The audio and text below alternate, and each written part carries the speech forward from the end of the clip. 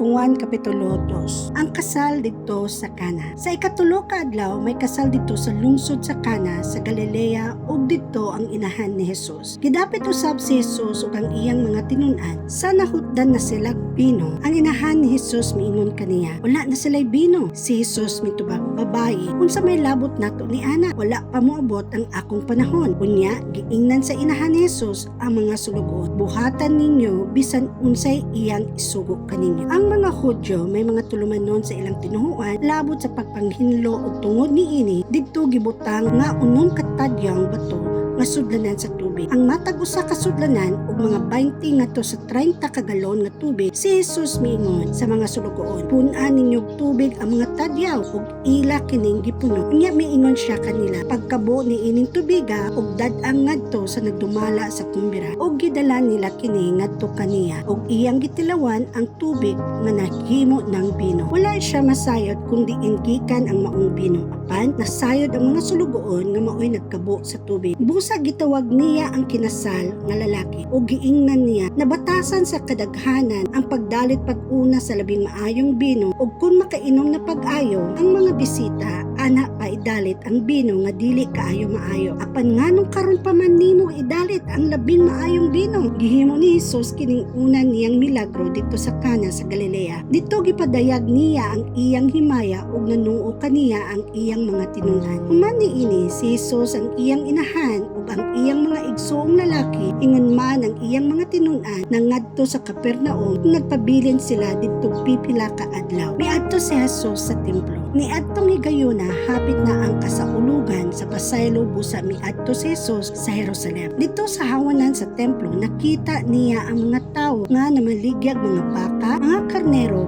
ug mga silampat. Nakita usab niya ang mga tig-ilis ug kwarta. Unya si Jesus naghimog latigo nga pisi ug giabog niya ang tanan manana ang mga karnero ug mga baka ngadto sa gawa sa templo. Giyabu usab niya ang mga sensilyo sa mga tig-ilis ug kwarta ug gilintuwad ang ilang mga lamisa ug iyang gimanduan ang mga tawo nga namaligya mga salampati.